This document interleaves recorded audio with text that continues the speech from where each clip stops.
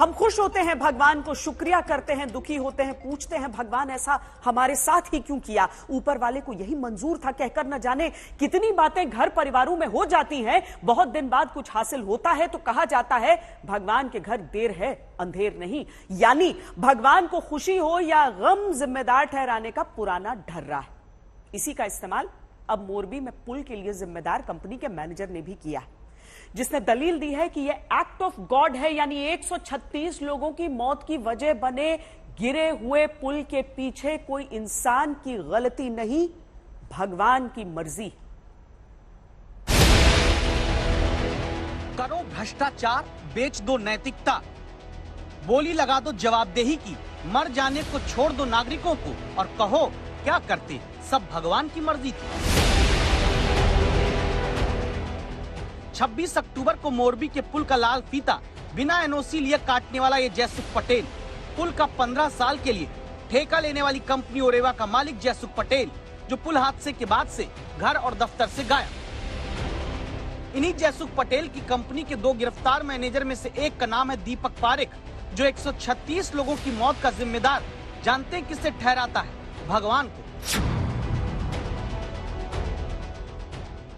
130 से ज्यादा लोग मोरबी में एक झटके में जीवित से स्वर्गीय हो गए, जिंदा शरीर से तस्वीरों में समा गए, तस्वीर पर माला चढ़ गई, परिवार को जीवन भर का दर्द मिला और पुल की मरम्मत करने का कॉन्ट्रैक्ट लेकर टिकट के दाम तक तय कर देने वाली कंपनी ओरेवा का गिरफ्तार मैनेजर दीपक पारेख कहता है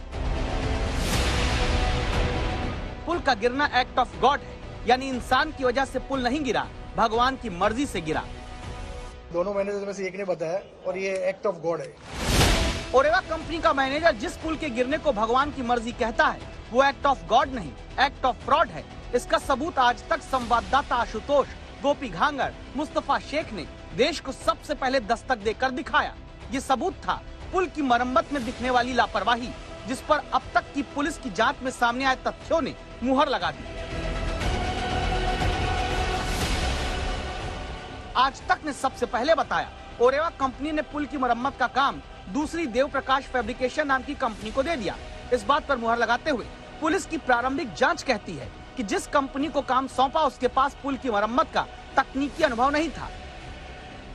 आज तक ने सबसे पहले दिखाया कि पुल की मरम्मत में कई कमियां दिखती हैं। अब पुलिस की जांच में दावा है कि जो लोग पुल की मेंटेनेंस में लगे थे उनमें कोई भी सिविल या टेक्निकल काम के लिए सक्षम नहीं था। आज तक ने सबसे पहले बताया कि पुल के लिए एनओसी नगर पालिका से नहीं ली गई। पुलिस ने भी अपनी जांच अदालत में बताई है कि पुल की क्षमता का दोबारा खुलने से पहले कोई टेस्ट नहीं हुआ। आज तक ने आपको सबसे पहले दिखाया कि सस्पेंशन ब्रिज जिन केबल्स के सहारे लटका हुआ था उनकी लगता नहीं कि कोई मेंटेनेंस हुई। अब पुलिस की जांच में भी दावा है कि जंग लगे पुराने तारों को बदला नहीं गया। आज तक ने सबसे पहले आशंका जताई कि पुल की मरम्मत के नाम पर लगता है सिर्फ रंग रोगन हुआ और पुल के फ्लोर को बदलकर खाना पूर्ति हुई। अब पुलिस की जांच भी कहती है कि पुल की फ्लोरिंग 4 शीट के एल्युमिनियम से बदल दी गई, जबकि पहले ये फ्लोरिंग लकड़ी थी। वजन इस वजह से पुल का बढ़ गया और खतरा भी। एफएसएल का एक रिपोर्ट उन्होंने रजू करा है, जिसमें एफएसएल ने वो जो केबल था उनका कुछ रिपोर्टिंग और इन्वेस्टिगेशन में कुछ लिया था, वो बताया है। क्या बताया? कि जो केबल है वो पुराना केबल है, वो एफएसएल का प्राइमा पे ये कहना है।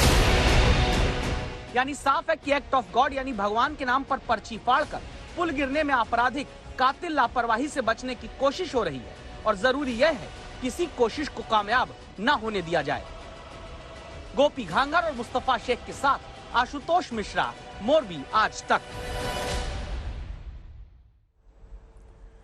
एक्ट ऑफ गॉड के नाम पर जनता को छलने वालों पर दस्तक के साथ जरूरी है कि आप आवाज उठाएं उन लोगों के खिलाफ जिनके एक्ट ऑफ फ्रॉड का सामना आपको अपनी रोजमर्रा की जिंदगी में भुगतना पड़ता है। जैसे सड़क, जो पहले विधायक के नारियल फोड़ने से उखड़ जाती थी, अब मंत्री जी की उंगली से खुरच देने से उखड़ जा रही। 15 नवंबर तक उत्तर प्रदेश की सड़कों को गड्ढा मुक्त करने की डेडलाइन है। लेकिन हेडलाइन तो यह है कि हुआ क्या जब उत्तर प्रदेश के पीडब्ल्यूडी मंत्री जितिन प्रसाद कानपुर में विधायक सुरेंद्र मैथानी के साथ निरीक्षण करने निकले। पहले एक जगह मंत्री जितिन प्रसाद ने पैदल चलते हुए जूते से सड़क को हल्का सा रगड़ कर समझ लिया कि ये सड़क एक्ट ऑफ फ्रॉड का जीता जागता उदाहरण हो सकती है।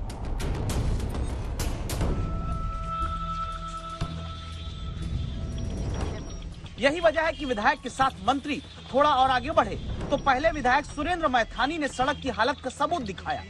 सड़क के बनने के कुछ ही दिन में मिट्टी मिट्टी, गिट्टी गिट्टी उड़ती दिखाकर। ऐसा देख अब सच्चाई की उंगली का इस्तेमाल मंत्री जितिन प्रसाद ने किया। झुके, सड़क को खुरचा, गिट्टी अलग होने लगी। मंत्री जी की उंगली ने बता दिया, सड़क बनाने वालों ने इसमें ईमानदारी कम निवेश की है, भ्रष्टाचार का गड्ढा ज्यादा है। मुख्यमंत्री के स्पष्ट निर्देश हैं और ये सरकार जीरो टॉलरेंस पॉलिसी पे काम कर रही है। गुणवत्ता पे कहीं कमी आएगी तो सख्त से सख्त कार्रवाई होगी, कोई बख्शा नहीं जाएगा। वैसे यूपी में पुराना इतिहास रहा है सड़कों के निर्माण के नाम पर जनता को निराश करने का। इतना निराश कि दिसंबर महीने में तो 1.25 करोड़ रुपए की लागत से तैयार हुई सड़क पर विधायक ने जैसे ही शुभारंभ का नारियल फोड़ा, नारियल फूटा नहीं फूटा छोड़ दीजिए, सड़क फूट गई थी। उसी उत्तर प्रदेश में अब मंत्री की उंगली से सड़क की गिट्टियों ने भ्रष्टाचार के खिलाफ बगावत करके जमीन से उखड़कर सच बता दिया है।